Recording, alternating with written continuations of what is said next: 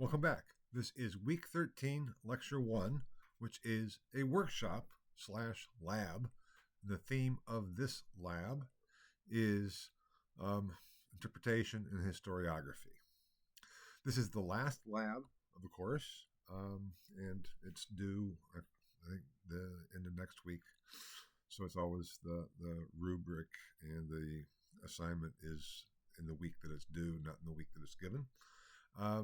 And this lab will focus on a number of things, but I'll try to gear it towards the term paper, because your term paper, which is due on December 13th, is coming up. I think I already had a lab or a lecture on the term paper, but I want to come back to that in terms of historiography and interpretation, because in some ways the term paper is asking you to interpret Plato's Republic to answer the questions that's there. Now, the issue of history and theory, which you'll see is one of the points on the PowerPoint slide for this lecture, is a topic that I could spend an entire course on and then some. That gets into the whole philosophy of interpretation. I have addressed some of these issues in previous labs in terms of asking questions. I think that's the first thing on the PowerPoint slide after this introduction is questions asked and types of history. And in the previous workshop, I said, the type of history we do, whether it's economic history, political history, military history, social history, cultural history, intellectual history, or any other subtype, let's say, of history, is based on the questions we ask. And the questions we ask are based on then, too, having the skills to be able to answer them. So that if you are asking economic questions and then doing economic history, you need to have a good understanding of economics, at least in terms of how it applies to the time. Or with social structures, you need to have an understanding of how social structures works, or anything of the other different subdisciplines. And that is where the theory comes in, because the understanding of economics is based on economic theory. And if you have let's say economic theory A, you're going to have a different view of how economics works than you do if you have economic theory B, and that applies to all the different areas of history. Meaning, we have these big questions that we pursue. Like for me, in terms of my own work, as I think you know, focusing on the Augustinian traditions in the later Middle Ages and early Reformation. My question, or one of my major questions, big questions, is what impact and influence did the works of Augustine have on these later developments? How were they, his works, how did they influence the course of events, so to speak? And I have tried to show in some of the lectures my interpretation of that impact, both in terms of when I talked about the Augustinian Renaissance and with Luther and Augustine. Even if I didn't explicitly address that, I brought up those topics, because that is getting at those major questions that I have. But then, what I want to address here, because I've already talked about questions in history before, it's the questions we ask of the sources themselves, or what I've also called here in previous workshops, the artifacts, that which actually exists now, that which is the only basis we have of being able to say anything about the past. And here we need to make a distinction between interpretation of the sources and the interpretation of the meaning of the sources. Everything we do with the artifacts is interpretation. I think I've said before that artifacts as such have no inherent meaning. There is no meaning inherent in being. It's just a statement. That gets at the level of signification. What does something signify? Which is different from what does something mean, at least as I use those two terms. So we can talk about what a given artifact signifies, such as what is it, how was it constructed or put together, how was it made, and every attempt we bring to answer that question, what is this artifact and how was it made, etc., what made it possible for this artifact to be there, that's a matter of interpretation. That is ascribing meaning to the thing itself. Because scholars do and have debated about that. There can be a text that has been ascribed to someone in the past that was not actually written by them. On the level of signification, or also, let's say, quote unquote, historical fact, which I don't like the term fact, which I think I've made clear. If not, I should have, because it's questionable what constitutes a fact. But I would say, what is historically verifiable? What can we verify based on the extant evidence, which are the extant artifacts, to make a statement? We can make a statement that, for example, that the Treaty of Verdun was signed in 843 CE. We can make a statement that Martin Luther posted his 95 Theses to the door of the Wittenberg Castle Church on October 31st, 1517. That is, in and of itself, a verifiable, true statement. The question then is, so what? What did that mean? That is getting to the level of meaning. And there we have all kinds of other factors that come into our interpretation of that verifiable statement, that signification. Just as an example with Luther again, his theses signify that Luther posted these theses, that Luther composed these theses. It signifies that these theses were considered by Luther to be of importance. It signifies indulgences and various theories of indulgences and practices of indulgences. That's all what that document signifies. The question then is, so what? What does it mean? That is a different, separate level of interpretation. So we're really dealing with two levels of interpretation here. One is on signification. One is on meaning. On the level of signification, there should be widespread agreement. Now, that can still be refined. That can still be overturned. What we thought was a verified piece of information or a verified statement about something that exists, we can get it all wrong. But that is a long process, and that should be something that we can agree upon based on the extant evidence and the arguments presented for it. That's the level of signification. So regardless of the historical debate, there should be a basic agreement of what is verifiable in terms of statements about the extant artifacts or the extant sources. And just as an example, your term paper is dealing with Plato's Republic. I think, as I said before, talking about the term paper, you're reading a translation. It's a very good translation. It's the translation that I've assigned. That is accepted. So you're not really reading Plato's Republic. You're reading an English translation of a critically edited Greek text that is based on copies of that Greek text that have been ascribed to a person who we know as by the name of Plato. And there are other extant artifacts that signify Plato's existence. If I had to say, prove to me that Plato existed, you can't do it. I can't do it. No one can do it. As such, we can't bring Plato back and say, here's Plato. What we can do is to point to all the different places where Plato is named to refer to Plato. Now, I think I also mentioned that early on with the poet Homer, there's been speculation of who was Homer. Was Homer a single person? Maybe there was two different people under the name of Homer, meaning not two people named Homer, but two people who actually were the authors of the texts that have been ascribed to Homer. Those are questions we have to ask about what do those texts signify? What does that name Homer signify? Because the name Homer signifies not only the Greek poet, it also signifies Homer Simpson, for example. And we're not meaning Homer Simpson was the author of the Iliad and the Odyssey. You can say Homer, the Greek poet, was the author of the Iliad and the Odyssey, which are two texts that exist. That's what exists. Homer doesn't, Homer Simpson doesn't either. I hope you know. Anyway, so the point is we can ask those types of questions, and then we can go further and say, were these two artifacts actually composed by the same person?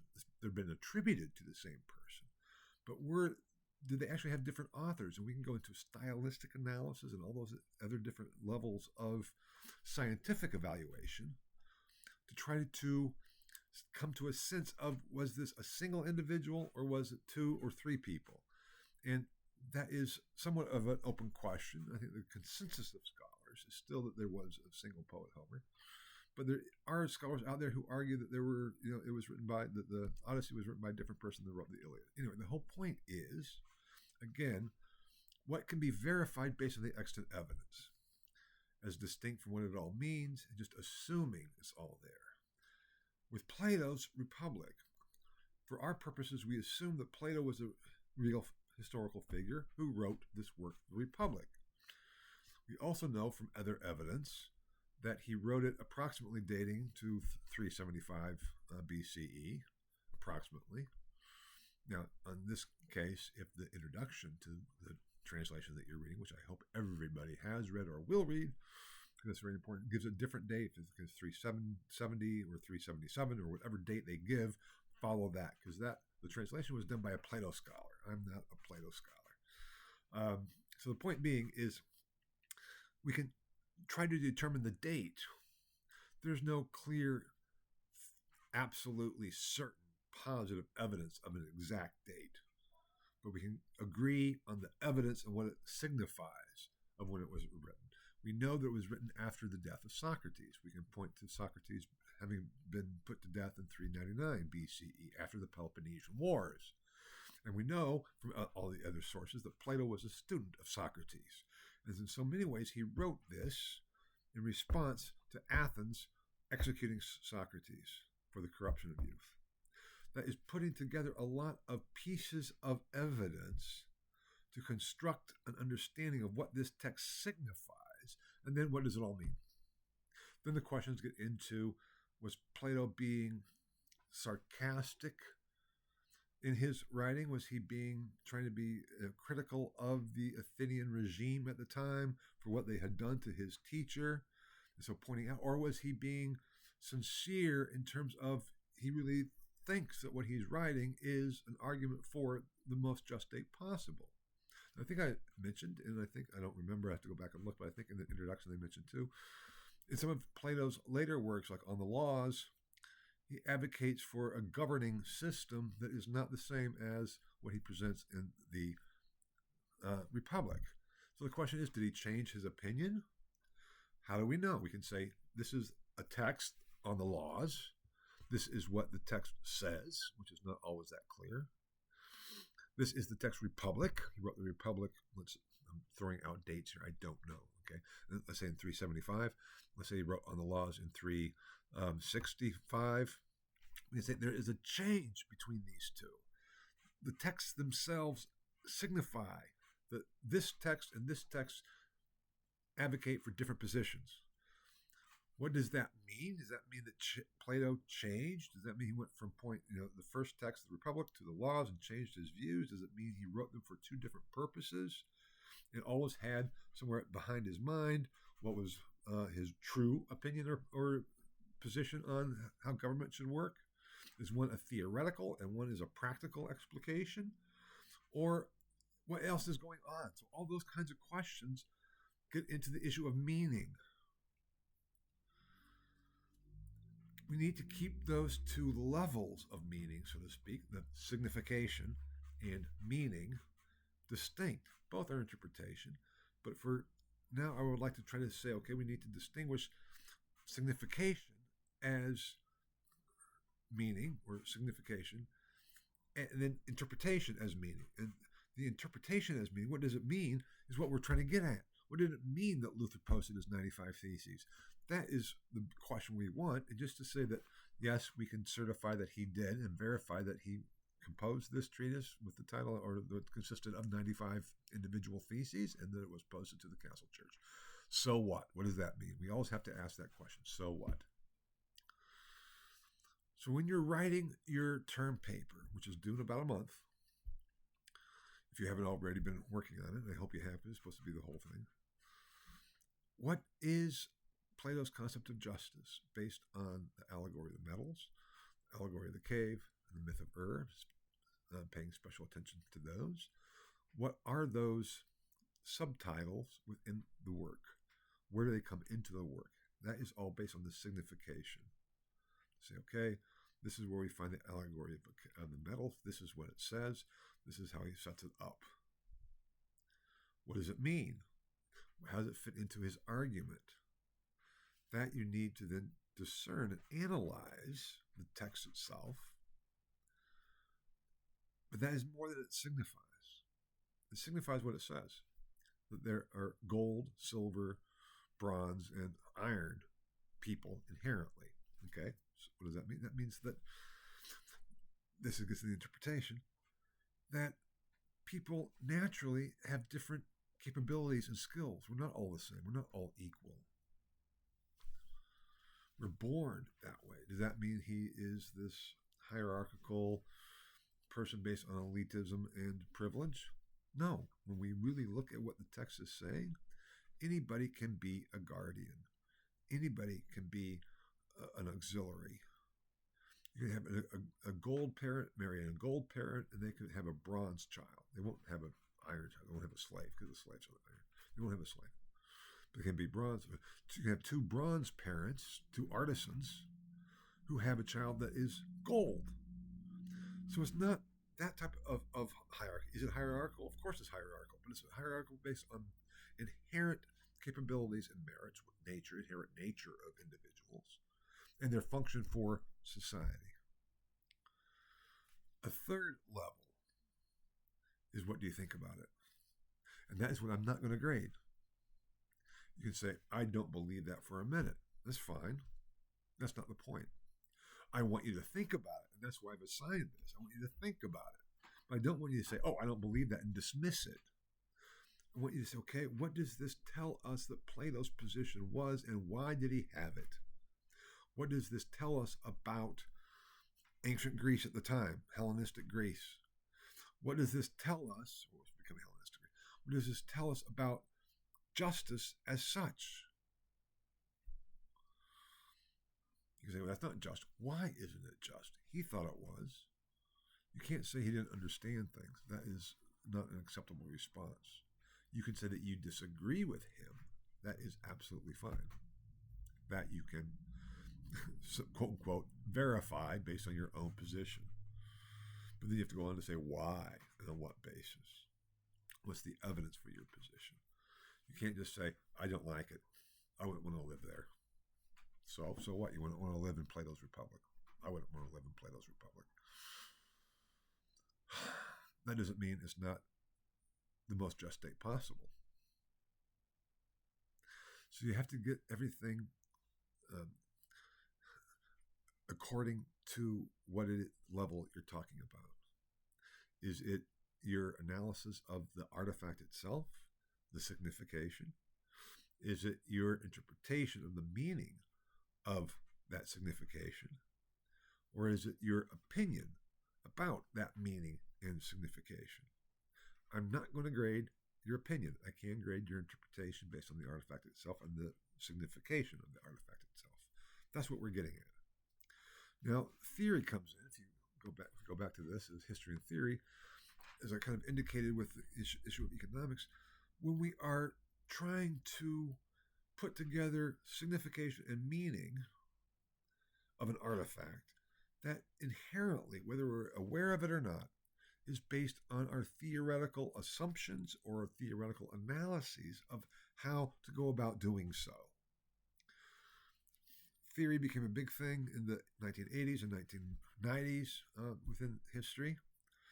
Critical theory, social theory, and historians started using theory and simply having the theory and then running the evidence through it and popping out articles and books. That is the bad use of theory. In response to that bad use of theory, some historians started to say, oh, let's get rid of theory. I don't believe in theory. Theory is bad. It's warping. It can be. They just said, we're just going to read the text. The whole point of theory is to say, how are we reading the text? What do we assume about the relationship between the signification, the interpretation, in our opinion? How do we go about discerning what the meaning actually is? On what basis do we do that? We assume we know how things work, but the whole process of history is to have it question us and our assumptions of how things work. If you want to say that is not justice in Plato's Republic, why? That is based on your understanding of justice. What is that based on? It's based on assumptions. It's based on your own theory of what is justice. Individualism. Plato didn't care about individualism. That was a very modern idea and theory of what it means to be a human being, to have individual sovereignty. It did not exist at the time. So why do we have that? I don't want to read papers that are arguing with Plato. I want to read papers that are engaging with Plato's Republic, that are talking about what does this text actually say, which is the level of signification. What did it mean at the time, which is what is the meaning of that signification? And then what does it say for the concept of justice that we've seen throughout this course, which again is not the same as what do I think justice is? How is Plato's understanding of justice different from Augustine's understanding of justice? Because there's a huge difference. What's the difference? Augustine, it comes out and says, I think I mentioned this in the lecture, what is a state, a government, but a band of robbers, unless it is based on God, unless it is God's justice. There's no true justice that is not divine justice. You can see, well, Plato argues the same thing, doesn't he? Because that realm of forms, that realm of life outside the cave, isn't that the same as God? On one level, I'd say absolutely it is. It's appealing to the divine realm. So Plato's argument is only philosophers can penetrate to knowing what true justice is, because true justice is in the realm of forms outside the cave, and everybody else is living in the cave. We're all in the world of shadows. And only philosophers have access to that divine realm. He doesn't call it a divine realm as such, but it's kind of there. Augustine says true justice is the justice of God in that divine realm. So on one level, even though their understandings of the divine realm are different, world of Platonic forms and God, the structure is very similar. How does that relate then to what Luther was doing, what Calvin was doing, which I'll be talking about in the next lecture, in terms of trying to come up with a just view of society? If your whole theological understanding, religious and theological understanding is warped, how can you have true justice? When religion / theology and politics are all part of the same thing, if the religion and theology is wrong or off, how can that then lead to a just state or a just society? But then later, it's only later on, much later on, that we say those have to be decoupled. And religion and theology is an individual choice. This should not be part of the state. And that's the way we can have justice. But that's assuming things too. That is assuming a given relationship, a theory of what it means to be a human being. If we define human beings differently, we have a different outcome. Now, I don't mean to be throwing a lot onto you to burden you with all kinds of new components. I want you to think about these things. I want you to realize, first of all, that the object that you're reading, the thing that you're reading, is not as such Plato's Republic, but we are accepting it as Plato's Republic for the purposes of this course. And it's the best we can do, because I can't read the ancient Greek. I can't. I'll read in translation. I could pick out words in the ancient Greek and things like that, but I could not read ancient Greek. I can do a little bit with Aristotle in Greek, but not because I know ancient Greek. I don't. But I can find the words and I can look them up and look at things and see the differences in meanings. But I don't know ancient Greek. I can't read Plato in ancient Greek. If I did read Plato in ancient Greek, I could not read Plato's text in ancient Greek. I would read the critical edition that scholars put together, interpreting the manuscript evidence of these things that seem to be all the same, i.e. Plato's Republic. Now, all of that is not part of the term paper. So for the term paper, we accept the translation. in the Oxford World Classics that I've assigned to Waterfield, we accept that interpretation as Plato's Republic text. What does it say? That's the signification. How do those components, the myth of the allegory of the cave, the allegory of the metals particularly, fit in with the whole argument of what is justice, and what did that mean for the time, and then what did that mean for the course? Clearly, I want it also to cause you to question, why do I think what is just is just? Why do I think it? Why do I think that my concepts of justice, what do I think, what are they based on, and why do I think what I think the justice is? Why do I think that? That is what I want you to ponder with, grapple with. That is why I want you to read the text, for it to question you, not necessarily to undermine your view of what justice is, or what is just, or what a human being is, but I want you to question it, to think about it, to say, what is it based on? Is it simply because that's how I grew up, that's what I've been taught, that's what I assume? Have a good reason. The more you can analyze your own opinions and beliefs, in some ways, the stronger they can become, or you can revise them, or you can say, oh, I'm just accepting and believing what I've been told. Maybe I should think of something else. That's what that is. I'm not going to grade that level, but I can grade how well you identify what the text says, its signification, what the artifact, the thing that exists, says, what it signifies, the meaning for the time, the meaning of justice for this course. That's what I can grade. Now, what scholars have said, the answers scholars have given over the time to those questions of meaning on the various levels, as well as the questions of what does this signify, all together form the historiography. I have up there historiography and the writing of history. Historiography is simply the history of history writing, what various scholars have said over time, what questions have been asked. There's a whole field that analyzes historiography. And every monograph, as I think I've said before when I talked about historiography, should have a section on the state of the scholarship or the historiography of the question. That for your term paper is not that important, but I want you to be aware of it.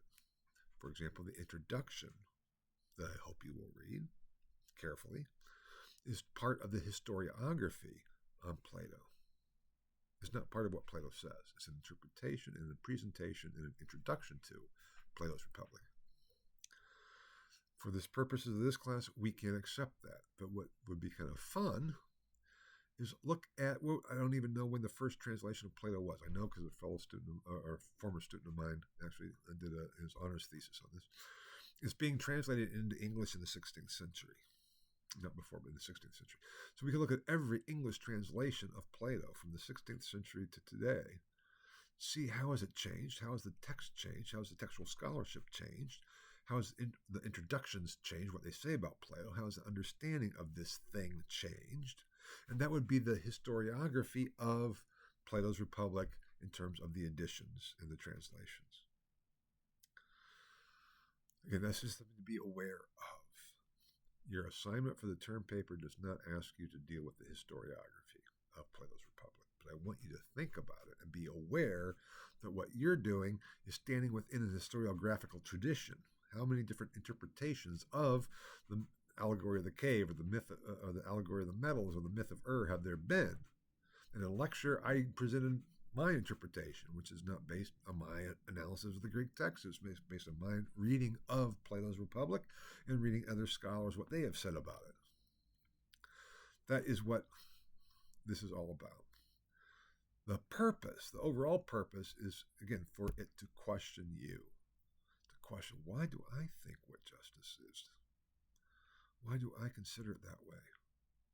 If I have a strong reaction to say, oh God, I don't want to live there, why? Don't you want to live in the most just state possible?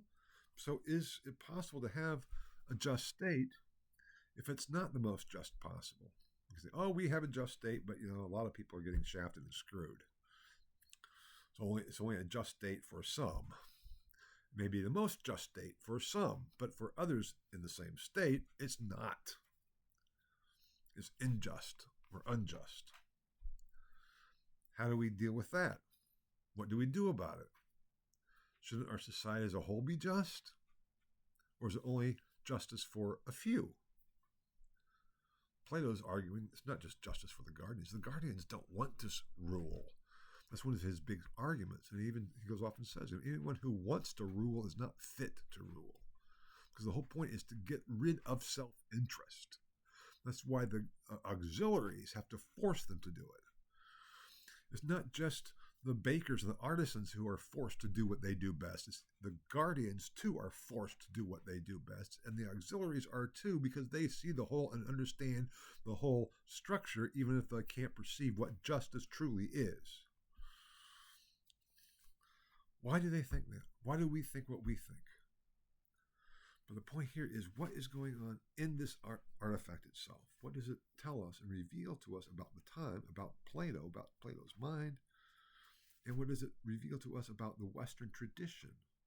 Because the concept of justice, as I've been trying to argue, and I'll continue to argue in the rest of the lectures, is one of the very foundational principles and questions of the Western tradition, along with what is happiness. We haven't answered either of those questions, those big questions. And to do so in the past has to be based on what is extant, the artifacts that still survive. We can't just make it up. We can't say, oh, I know what it is. Well, that's the way it's always been. It's just those texts, that evidence isn't there. What is the basis for your interpretation? What is the basis for your opinion? What evidence is there that exists in the present? Now, there are principles of interpretation. There's a whole philosophical field that focuses on the philosophy of interpretation. It's called hermeneutics. It developed from biblical scholarship. How do we go about interpreting the Bible, which is a pretty big deal. If you believe the Bible to be the revelation of God, how do we interpret it? But from there, it developed into a whole field of philosophical hermeneutics. How do we interpret? And that is what I'm trying to get at here in terms of interpretation and historiography, in terms of the skills required to interpret an artifact, because there are a lot of skills needed. Number one, you have to be aware of the distinction between signification, interpretation, and opinion. You need to be aware of various theories that make those connections, and be aware of what theory, consciously or not, that you are ascribing to, that what are your assumptions, and be able to reflect on that principle of interpretation that you bring to the text itself. You say that's all philosophy. Yes, it is. I think I've said from the early on, we can't do history unless we approach it philosophically, because it's dealing with truth, it's dealing with being, it's dealing with verification, it's dealing with analysis, and the question of how do we go about doing all those things are philosophical questions. Asking the question, why do I believe what I believe? Why do I think what I think? Is a philosophical question. Questioning our assumptions is a philosophical question. When I've said that history is about the present, that's what it's all getting at. Because studying of history forces us to question our own assumptions, our own interpretations, our own opinions, our own principles of interpretation. Even if we don't understand that term, it's implicit everywhere out there. You can't just read the sources and repeat what they say. What's the basis of a text? I mentioned that earlier in this workshop. Did Plato simply write it to be satirical, to be critical, to be ironical? Or is he giving a positive perspective? We can't bring Plato back and ask him, but even if we could, if I brought, here's Plato, come on in, Plato, oh, in the hologram. What do you think? Oh, I was being ironic. Can we believe him? We can believe what he says, but can we believe what was in his mind? Maybe he's playing with us. Or if he says, no, that really is my philosophical analysis of what can only be a just state. Oh, maybe he's still back there saying, ha, ha, ha. We can never know what's in the author's mind. We can only know what the author says, what the author writes. We can't say what the author felt or believed in their own mind. We can always say, this is what came out. Externalized into an artifact. Did Beethoven really mean to write the Ode to Joy that he did? Did Mozart really mean to write what he wrote to be a great masterpieces? I know one of the great things, Bach's St. Matthew Passion, one of the wonderful chorus when in the Last Supper Jesus says, one of you will betray me. There's this great chorus of Lord, is it I? This glorious chorus. And the phrase Lord, is it I is repeated 11 times.